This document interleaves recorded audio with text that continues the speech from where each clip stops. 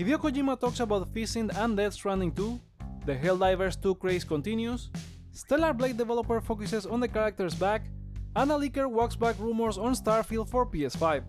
All that and more in today's PlayStation news. Let's get to them.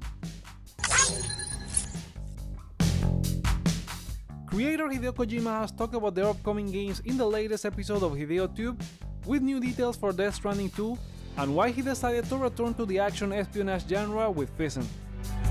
Regarding Death Stranding, he expects to improve the graphics from what we saw in the State of Play trailer for the game release in 2025, saying that the assets are ready, they just need to construct them.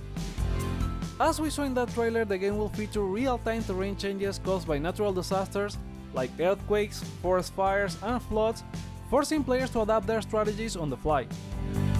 Furthermore, the mysterious puppet from the trailer was modeled after German director Faith Akin and will accompany Sam on his deliveries and engage in conversations with him.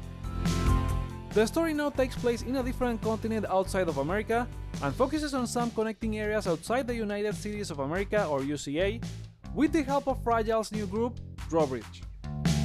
As for Physint, he explained how he got to switch from creating new IPs to returning to one he knows very well. He said, "Because I became independent, I wanted to do something new with my own IP. So to challenge myself, I first made Death Stranding, then to create a franchise I made Death Stranding 2. And I wanted to do something even newer, so I started working on OD. And since then there have been a lot of new ideas, but in the last 8 years, every day on social media, from users all around the world, people have been asking me to create another Metal Gear and stuff like that." Kojima then explains how he fell ill in 2020 during the pandemic, when he also required surgery, and he felt like he was at his lowest and couldn't go back to making games, adding that he turned 60 last year and will be 70 in 10 years. This prompted his shift in priorities. He still wanted to do new things, but he decided he would make an action espionage game. As announced during the State of Play, Physint is the latest collaboration with Sony that aims to combine gaming and cinematic elements seamlessly, with Kojima teasing that the game will be both a game and a movie at the same time, and that if your mother walks in and sees you playing this game, she will think you're watching a movie. Are you looking forward to Death Stranding 2, Physint, both or neither of these games? Share with us in the comments. Next, the craze for Helldivers 2 continues, and the game is now easily the best PlayStation PC launch after it reached over 81,000 peak concurrent users after 24 hours. Now it more than doubles God of War's highest peak concurrent users after it reached nearly 156,000 over the weekend. Feedback for the game continues to be positive, now at over 70% despite the issues it faced at launch. Added to this, Johan Pilestead, Arrowhead Studio CEO, replied to a conversation on Twitter that the game has exceeded expectations and is now at around 1 million units sold, and the concurrent users for both PS5 and PC is about 220,000. Pilestead also defended Sony against claims of being a greedy corporation, emphasizing their mutual interest in delivering great games to players. Overall, one of Sony's live services is off to a great start, and it indicates games may be as successful despite launching on both PS5 and PC simultaneously. We know they plan to apply this strategy only to live services, as they need the highest number of players for it to be successful, but don't be surprised if they try with at least one single player launch in the future. Are you playing Helldivers 2? What do you think about it? Voice your opinion in the comments. Now let's talk about Stellar Blade, as developer Shift Up has commented on its focus on the lead character's appearance, particularly her body and back. In an interview with Games Radar, director Hyun-Tae Kim explained that the player is always facing the back of the character when they are playing, which is why they thought her backside design was pretty important.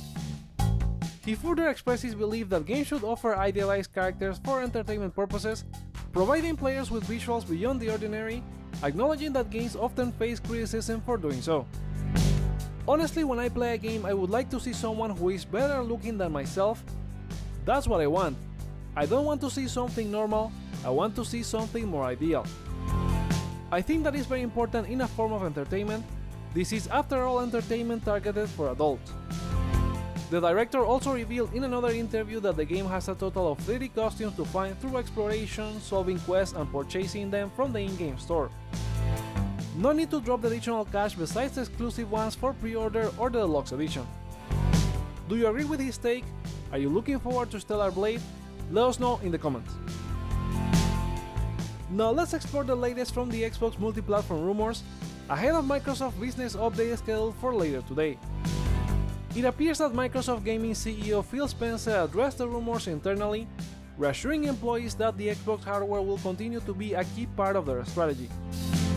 As a matter of fact, part of the multi-platform rumor is they will license third-party consoles, similar to how PC graphic cards work. Xbox era Nick Baker has said that he heard Jason Ronald, who led development for Xbox Series consoles, will be replaced by the Microsoft Surface team.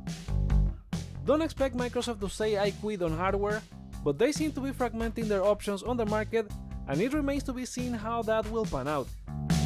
As for games, prominent leaker Nate DeHate has walked back their claims that Starfield will be launching on PS5, saying that the comment was a lapse in judgment based on his reaction to the source. However, last week when everything blew up, there were multiple sources reporting on Starfield for PS5, which I don't believe were from the same source. In the end, I think we can only say for certain that Hi-Fi Rush is the game that will be multi-platform, which I believe was going to be announced at the rumored Nintendo Direct for this month, and we would have heard the Microsoft business update for the end of the month as it was planned. But they have accelerated everything after the leaks, and according to a deleted tweet from Jess Gordon from Windows Central, the change of strategy has been in the works since last summer. We'll know for certain later today. My prediction is that some games, mainly from Bethesda and Activision, will be made multi-platform, but I don't think they will do it for Xbox Game Studios titles. What do you think will happen? Drop your predictions in the comments. Now let's go for a round of quickfire gaming news. Konami producer Motoyo Kamoto confirmed that the Silent Hill 2 remake by Bloober Team is in its final development stage, but they can tell little about it at this point, but that the game will remain faithful to the original, with modern adjustments to enhance the experience. Publisher Krafton's financial report suggested that Subnautica 2 would be a multiplayer live service game, sparking fan concern. Developer Unknown Worlds quickly clarified, emphasizing the game is not multiplayer focused but will offer optional co-op and continuous updates without subscriptions or battle passes.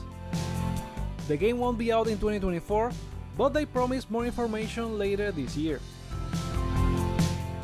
The upcoming Tomb Raider Trilogy Remastered collection will feature a new photo mode, allowing players to pause the action at any time, rotate the camera, adjust the field of view, and change Lara Croft's appearance, including facial expressions, pose, outfits, and weapons. It's one of the many improvements from this collection that has all expansions and secret levels, but it appears Platinums are only on the PS4 version. Prominent leaker Dust Golem suggests that Capcom greenlit multiple Resident Evil titles last year, including some remakes, that is on top of their comments from last week that 5 Resident Evil games were in development. Resident Evil 9 could be among those 5 games, but is not one of the recently greenlit titles, as it was already in development by then. It's likely we'll see Resident Evil 5, and here's hoping we get Code Veronica as well, or an Outbreak revival. And those are the PlayStation stories for today.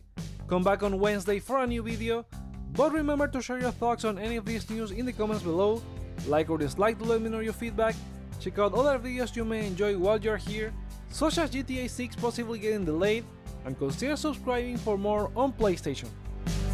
Thank you so much for watching, my name is Joseph, this is Hype for Games, and let's get hype!